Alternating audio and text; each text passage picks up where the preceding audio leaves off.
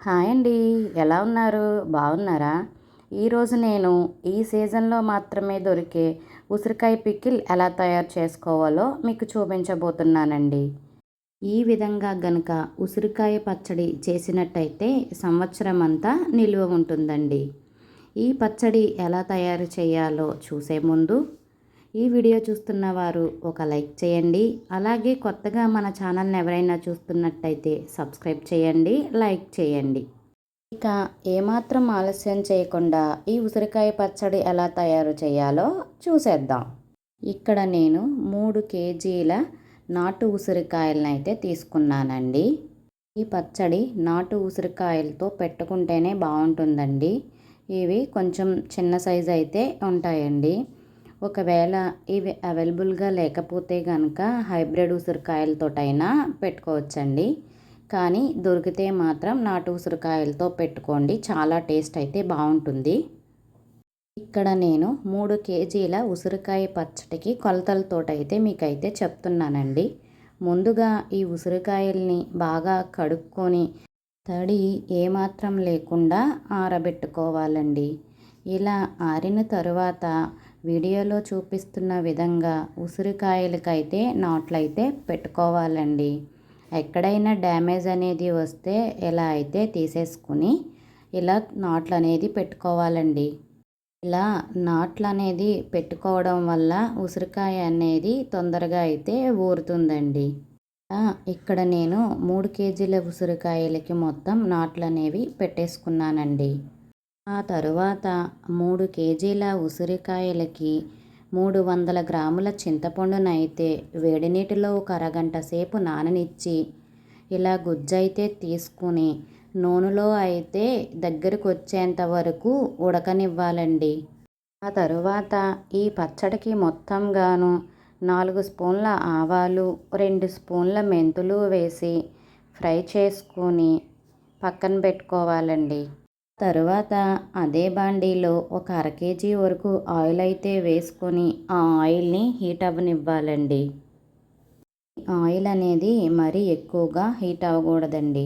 మీడియంగా హీట్ అయిన తరువాత ముందుగా మనం నాట్లు పెట్టుకున్న ఉసిరికాయల్ని కొంచెం కొంచెంగా ఈ ఆయిల్లో వేసి స్టవ్ మీడియం ఫ్లేమ్లో పెట్టి వీటినైతే ఫ్రై చేసుకోవాలండి.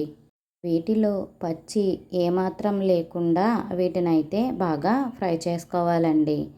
పచ్చిగా గనక ఉంటే ఈ ఉసిరికాయ పచ్చడి అనేది నిల్వ అయితే ఉండదండి.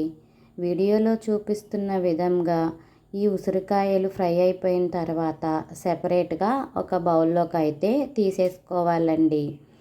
ఇలా మధ్య మధ్యలో ఆయిల్ వేసుకుంటూ మొత్తం ఉసిరికాయలన్నిటినీ ఫ్రై చేసుకోవాలండి. ఇలా ఫ్రై చేసుకున్న తర్వాత ఒక స్పూన్ మెంతులనైతే ఈ ఉసిరికాయల్లో అయితే వేసుకోవాలండి. ఈ మెంతులు అనేవి ఆప్షనల్ అండి. ఇష్టం ఉన్నవారు వేసుకోవచ్చు, లేనివారు స్కిప్ చేసేయచ్చు.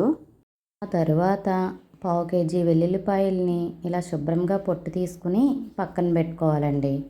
ఆ తరువాత ముందుగా మనం ఫ్రై చేసి పెట్టుకున్న ఆవాలు, మెంతుల్ని ఒక మిక్సీ జార్లోకి అయితే వేసుకుని మెత్తని పౌడర్ లాగా అయితే చేసుకోవాలండి. ఈ మెంతి పిండిని, ఆవు పిండిని ముందుగా మనం ఫ్రై చేసి పెట్టుకున్న ఉసిరికాయల్లోకి అయితే వేసుకోవాలండి. ఆ తరువాత అదే మిక్సీ జార్లోకి ముందుగా మనం పొట్టు తీసి పెట్టుకున్న వెల్లుల్లిపాయలను అయితే కచ్చాపిచ్చాగా మిక్సీ పట్టుకుని ఉసిరికాయల్లో అయితే వేసుకోవాలండి. తరువాత ఈ 3 కేజీల ఉసిరికాయ పచ్చడికి గాను 300 గ్రాముల కారాన్ని అయితే ఇందులో అయితే యాడ్ చేసుకోవాలండి. మీరు కారం ఎక్కువ తిన్నట్టయితే ఇంకొంచెం కారం అయితే యాడ్ చేసుకోవచ్చండి. సాల్ట్ వచ్చేసి 250 గ్రాముల సాల్ట్ని అయితే ఇందులో అయితే యాడ్ చేసుకోవాలండి. తర్వాత ముందుగా మనం ఉడికించి పక్కన పెట్టుకున్న చింతపండు మిశ్రమాన్ని కూడా ఈ పచ్చడిలోకి అయితే వేసుకుని బాగా కలుపుకోవాలండి. కలుపుకున్న తరువాత ఈ ఉసిరికాయ పచ్చడి మొత్తం మునిగేంత వరకు ఆయిల్ అనేది వేసుకోవాలండి. ఆయిల్ వేసుకున్న తరువాత ఒకసారి బాగా కలుపుకొని మూత పెట్టి పక్కన పెట్టేసుకోవాలండి. 3 రోజుల తర్వాత ఒకసారి తీసి సాల్ట్ ఏమైనా తక్కువగా ఉన్నట్టయితే సాల్ట్ అనేది అడ్జస్ట్ చేసుకుని డబ్బాల్లోకి అయితే తీసుకోవాలండి. పచ్చడి అన్నది ఈ విధంగా చేసినట్టయితే మనం ఫ్రిడ్జ్లో పెట్టకపోయినా సరే సంవత్సరం అంతా పాడవకుండా అయితే నిల్వ అనేది ఉంటుందండి. సో మొత్తానికి ఉసిరికాయ పచ్చడి అయితే ఇలా అయితే రెడీ చేసుకోవాలండి. ఇలా చేసుకుంటే చాలా టేస్టీ అయితే ఉంటుందండి. ఉసిరికాయ పచ్చడి ఎలా తయారు చేయాలో చూసారు కదండి. మీరు కూడా తప్పకుండా ట్రై చేయండి.